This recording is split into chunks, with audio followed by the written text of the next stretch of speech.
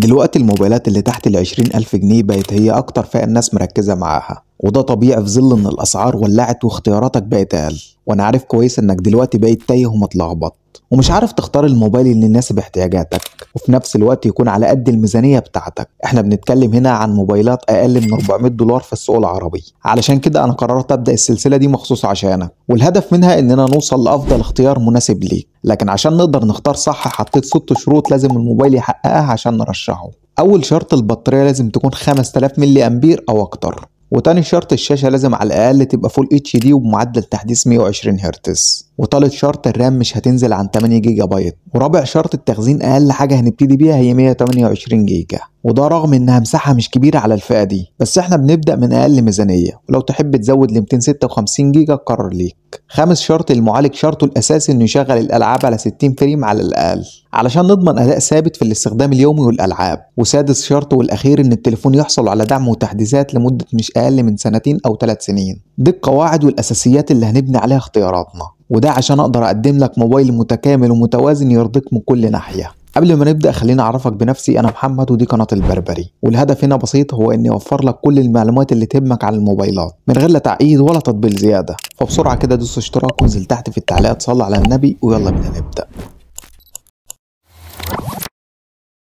الموبايل اللي هيكون معانا في المركز الأول حرفيا مفاجأة، مفيش حد كان يتوقع إنه يوصل للمستوى ده، لكن خلينا ناخدها خطوة بخطوة لحد ما نوصل للقنبلة دي، فتأكد بقى انك تكمل الفيديو للآخر عشان تشوف العظمة دي. دلوقتي يلا بينا نروح للموبايل اللي معانا في المركز الخامس. اونر مسكت انجح موبايل لها السنة اللي فاتت وهو الاكس 9 بي، وحلت 3/4 المشاكل او العيوب اللي ما كانتش عاجبة بعض الناس، وكمان حسنت حاجات في التصميم سواء من ناحية الشكل او من حيث قوة التحمل. ونزلت الموبايل تاني باسم اكس 9 سي بسعر اغلى حاجة بسيطة، وسعره بالدولار هو $330. نبتدي بأول حاجة وهو التصميم. الموبايل نازل على أساس إنه مقاوم للكسر وبيتحمل الصدمات بدرجة عالية، كمان مقاومة المياه بقت IP65، يعني مقاومة شاملة من جميع الجوانب.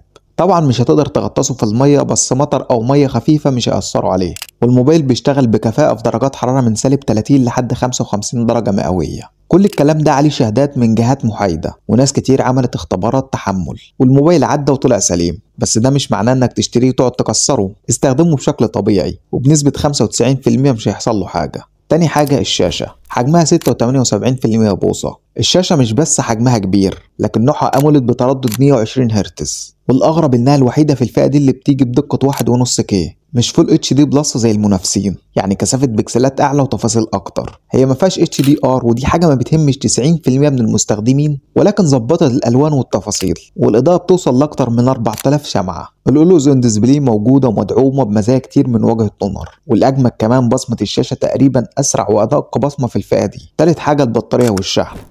البطارية بقت 6600 ملي أمبير، يعني تقريبا أكبر بطارية في الفئة دي. كمان الشحن السريع بقى 66 واط بدل ما كان 35، يعني بيشحن من 0 ل 100% في أقل من ساعة. التليفون جايبه معالج سناب دراجون 6 الجيل الأول مع 12 جيجا رام، ولو عايز تعرف قوته فهو بينافس معالج دايمنسيتي 7050 اللي موجود في معظم موبايلات الفئة السعرية دي. يعني باختصار معالج قوي ومناسب جدا في السعر ده. المعالج الوحيد اللي بيتفوق عليه بالأرقام هو معالج سامسونج A55، بس بصراحة أنا شخصيا بفضل معالجات سناب دراجون على معالجات إكزينوسيوس، والسبب بسيط، هو حرارة أقل واستهلاك بطارية أهدى وقوة شبكة أحسن. غير كده الخلطة كلها، المعالج مع حجم الرامات مع استقرار وخفة واجهة اونر، خلت تجربة التصفح وفتح التطبيقات والتنقل ما بينهم تجربة مثالية في السعر ده. بابجي شغال على 60 فريم بدون ما تنزل الجرافيك، وأداء اللعبة ممتاز جدا على أعلى إعدادات، والتليفون بيدعم تحديث 2 أندرويد و3 سنين تحديثات أمان. نروح بقى للكاميرات. الكاميرا السيلفي هنا 16 ميجا بكسل، ألوانها مظبوطة وفي الإضاءة الضعيفة بتدي نتائج كويسة، والكاميرا الخلفية 108 ميجا بكسل. الوضع الليلي اتحسن جدا فيها عن الاكس 9 بي رغم إنها نفس الهاردوير. خاصية العزل شغالة بدقة وكويسة، وكاميرا الوايد أنجل 5 ميجا بكسل وألوانها أحسن بس تفاصيلها أقل. التليفون بيصور فيديو بجودة ال 4K. كمان الاكس 9 سي أخيرا جايب سماعات ستيريو مش مونو، الصوت عالي وواضح وتوزيعه ممتاز بين السماعتين. التليفون بيدعم ال 5G وشبكات المكالمات ممتازة، ومايك عزل الضوضاء شغال كويس، بس للأسف استشعار التقارب سوفت وير هو شغال كويس، بس كان الأفضل يكون هاردوير. وتسجيل المكالمات موجود لكن بيبلغ الطرف الثاني.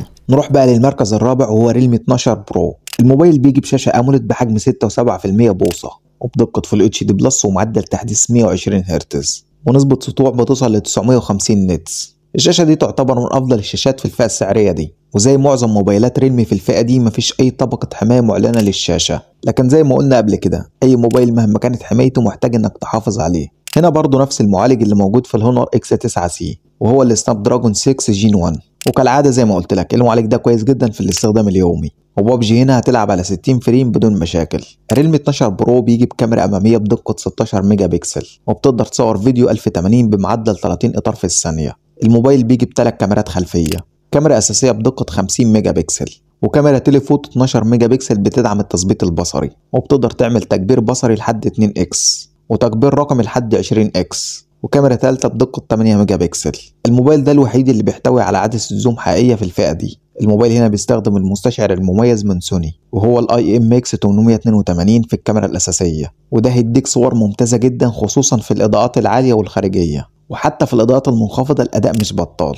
عدسة الزوم فارقة جدا في تجربة التصوير، يعني باختصار الموبايل ده هيديك تجربة تصوير مميزة بالنسبة للمنافسين.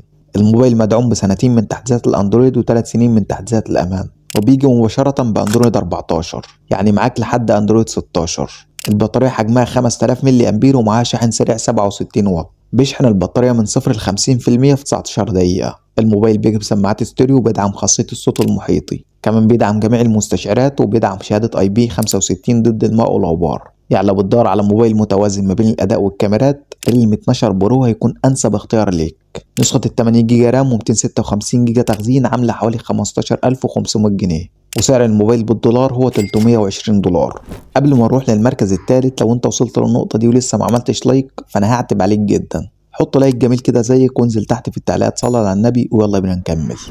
الموبايل اللي في المركز الثالث هو اوبو رينو 13 اف نسخة ال 5G. الموبايل هنا بيجي بشاشة بحجم 6.67% بوصة بدقة فول اتش دي بلس ومعدل تحديث 120 هرتز، ونسبة سطوع بتوصل ل 2100 نيتس، ودي نسبة سطوع كويسة جدا في الفئة دي. وعلى الرغم ان الشاشة دي من افضل الشاشات الموجودة اللي فعلا هتدي لك تجربة رؤية واستخدام قوية، الا ان التعليق الوحيد عليها هو طبقة الحماية، ودي طبقة حماية مش بنفس قوة الزجاج، ولكن الشاشة فعلا قوية جدا وهتديك تجربة استخدام مميزة. الموبايل هنا بيجي بمعالج سناب دراجون 6 الجيل الأول اللي موجود في أغلب الموبايلات اللي في الفئة دي، ووحدة معالجة الرسوميات هو أدريانو 710. المعالج ده في الاستخدام اليومي برضه هيأدي معاك بشكل كويس جدا، وبابجي هنا برضه هتلعب على 60 فريم. بالنسبة للكاميرات، الموبايل بيجي بكاميرا أمامية بدقة 32 ميجا بكسل، وبتقدر تصور فيديو 1080 بمعدل 30 إطار في الثانية، وفي 3 كاميرات في الخلف. كاميرا أساسية بدقة 50 ميجا بكسل بتدعم التثبيت البصري، وكاميرا تانية بدقة 8 ميجا بكسل، وكاميرا مايكرو بدقة 2 ميجا بكسل. والموبايل هيقدر يصور فيديو بالكاميرا الأساسية بدقة 4K بمعدل 30 إطار في الثانية.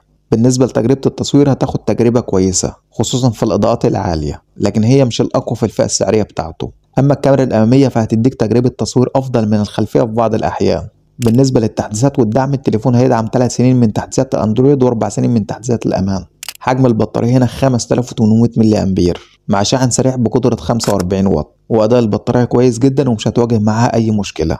الموبايل كمان بيجي بسماعات ستيريو وبيدعم خاصية الصوت المحيطي، ومستشعر التقارب هنا هاردوير، وبيدعم كمان إضافة كارت ميموري خارجي، والمفاجأة إنه بيدعم أعلى معمارية ضد الماء والغبار بشكل كامل، IP 69 و IP 68، ودي تعتبر ميزة قوية جدا، خصوصا ان اوبو ضافت نظام للتصوير خاص تحت المية من غير ما تستخدم الموبايل نفسه بشكل مباشر. باختصار الموبايل متوازن وكويس جدا، ولو كان نزل بسعر اقل شوية كان هيكون اختيار قوي جدا، ولكن برضه مازال الموبايل اختيار كويس جدا لاي حد حابب موبايل من اوبو، خصوصا ان سعر التليفون حاليا هو 18200 جنيه لنسخة ال 12 جيجا رام مع مساحة تخزين 256 جيجا، وسعر الموبايل بالدولار هو 375 دولار. نروح للمركز الثاني بقى. عارف لما تلاقي موبايل فجأة كده بيقدم قيمة جامدة مقابل السعر؟ الموبايل بيقدم لك شاشة محترمة وتصميم كويس ودعم مقاومة غبار ومياه، ومعالج قوي بيعتبر أقوى معالج في فئته، وبطارية ممتازة وشحن سريع وسماعات ستيريو، وكمان كاميرات ممتازة مع دعم التصوير ال 4K. موتوريلا ايدج 50 الموبايل ده أنا بعتبره من أقوى الموبايلات، إن ما كانش هو أقواهم فعلا في الفئة السعرية دي كقيمة مقابل سعر. بس في عيب يزعل قوي وهو اللي منعني إن أنا أحطه في المركز الأول، وهقول لك عليه في الآخر. الموبايل بيجي بتصميم موتوريلا المعروف اللي شفناه في الموتو جي 55 وغيره، مفيش افتكاسات لكن الشكل شيك جدا، بيدعم مقاومة غبار ومياه بمعيار IP 68 وده شيء محترم جدا. الوحيد اللي بيتفوق عليه هنا هو الرينو 13 اف بمعيار IP 69. نيجي بقى لأجمد حاجة، الشاشة بي أولد بحجم 6.7% إنش، ودقة فول اتش دي بلس، وحواف صفرية قليلة وممتازة، ومعدل تحديث 144 هرتز وسطوع 1600 نتس، وطبقة حماية من جوريلا جلاس الجيل الخامس. بالنسبة للأداء، الموبايل جاي بمعالج سناب دراجون 7 اس جين 2، نفس المعالج اللي كان موجود في الريلمي 12 برو بلس، وكان بيقدم أداء ممتاز جدا في كل حاجة من المهام اليومية لحد الألعاب التقيلة. وكمان 12 جيجا رام زائد 512 جيجا ذاكرة داخلية، وده رقم مش موجود في فئته خالص. واندرويد 14 من العلبة، ومعاك 3 سنين تحديثات لقدام، وواجهة خفيفة جدا من موتوريلا وسلسة في الاستخدام. يعني التليفون ده من ناحية الأداء هو أقوى موبايل تحت ال20,000 جنيه حاليا في مصر، وما تقارنوش بالإكزينوس 1480 اللي فوق ال20,000. احنا هنا بنتكلم على اللي تحت ال20,000. بالنسبة للكاميرات، الكاميرا الخلفية الأساسية 50 ميجا بكسل بمستشعر مونسوني، وكاميرا ألترا وايد بدقة 13 ميجا بكسل، وكاميرا سيلفي 32 ميجا بكسل. والنتائج محترمة جدا زي ما احنا متعودين من موتوريلا، دايما بيدوا تجربة تصوير ثابتة وحلوة. المميز انك بتصور 4K في كل الكاميرات بمعدل 30 فريم، والبصمة تحت الشاشة وبتشتغل بكفاءة. سماعات ستيريو ومايك لعزل الضوضاء، يعني كل المستشعرات موجودة. البطارية 5000 ملي أمبير، وبتدعم شحن سريع بقدرة 48 واط. طيب فين العيوب؟ بص، اول حاجه مفيش مدخل 3 و5 مللي، ومفيش عدسه تليفوتو، ومفيش كارت ميموري. واكبر عيب بقى عدم توفر قطع الغيار والاكسسوارات في مصر، مع ان الموبايل بيجي بضمان سنتين ومتين ومحترم، بس لو حصل له حاجه للاسف هتضطر تستورد القطع من بره بنفسك، وده سبب مضايقني قوي وخلاني محطوش في المركز الاول. لو موتوريلا قدرت تحل مشكله قطع الغيار قريب،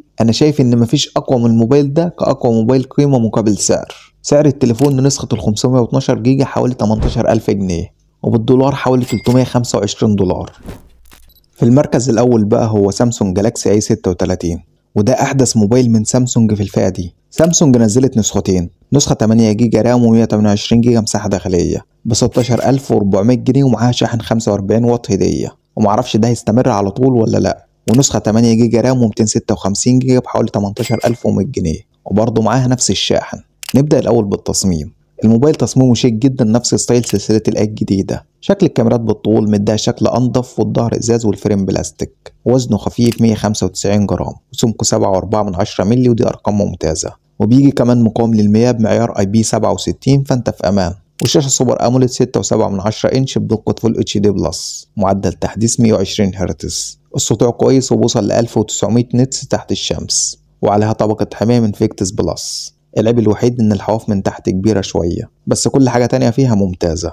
الموبايل ده جايبه معالج محترم جدا من وجهة نظري، وهو السناب دراجون 6 جين 3، وده نفس المعالج اللي شفناه قبل كده في الموتو جي 75. معالج قوي فعلا، وبيقدم لك اداء ثابت وسلس. على انتوتو جايب حوالي 620 الف نقطة، والمعالج ده اقوى بفرق واضح عن اللي في الاوبو او الاونر، اقوى بحوالي 7000 نقطة، وده رقم مش صغير. الحاجة اللي بتميز الاي 36 عن اي موبايل تاني في نفس الفئة انه بيدعم الاس ام رسمي، ودي ميزة مهمة جدا. يعني على عكس اوبو او رينو او هونر اكس 9 سي اللي مفهومش اس ام، هنا الوضع مختلف. التليفون ده الوحيد اللي بيدعمها هو موتوريلا، بس موتوريلا عندهم مشكلة في نقطة قطع الغيار والدعم الفني، ودي ممكن تخليك تتردد تشتريه. احلى نقطة بقى ان الموبايل نازل من العلبة باندرويد 15 على طول، ومعاه واجهة سامسونج الجديدة One UI 7، واللي فيها تطورات رهيبة خصوصا في الذكاء الاصطناعي، نفس اللي في الموبايلات الفلاج شيب. غير كده سامسونج بتقدم لك 6 سنين تحديثات، والله 6 سنين دعم رسمي، ودي حاجة صعب تلاقيها في اي شركة تانية. العيب الوحيد مفيش مكان لكارت ميموري، بس بصراحة انا شايف ده مش عيب كبير، لان الكروت الخارجية ساعات بتبطئ الجهاز، فوجود مساحة داخلية كبيرة احسن.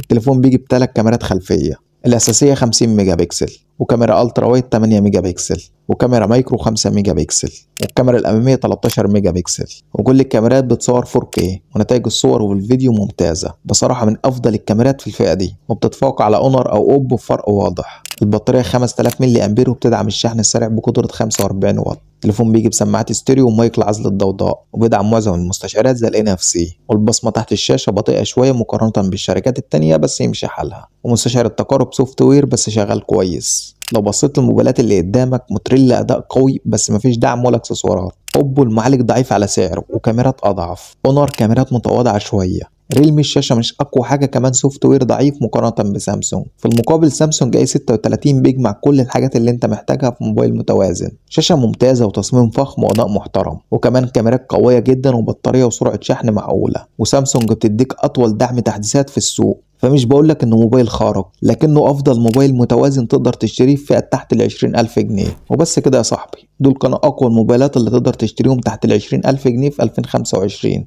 كل واحد فيهم ليه ميزة بتخليه يستاهل مكانه في الترشيحات، بس القرار في الاخر بيرجع لك انت اللي هتستخدم الموبايل مش انا. فلو انت بتدور على الكاميرا او الاداء او البطارية او حتى الشكل، فاكيد لقيت اللي يناسبك. المهم دلوقتي قول لي انت شايف انهي موبايل يستحق المركز الاول. اكتب لي في الكومنتات وخلينا نعمل ترشيحات الجزء الجاي سوا. وما تنساش اللايك الجميل والسبسكرايب اللي هيفرق معانا جدا. واهم حاجة صلي على النبي واستنى الفيديو الجاي، لاننا لسه هننزل ترشيحات اقوى واقوى. وسلام.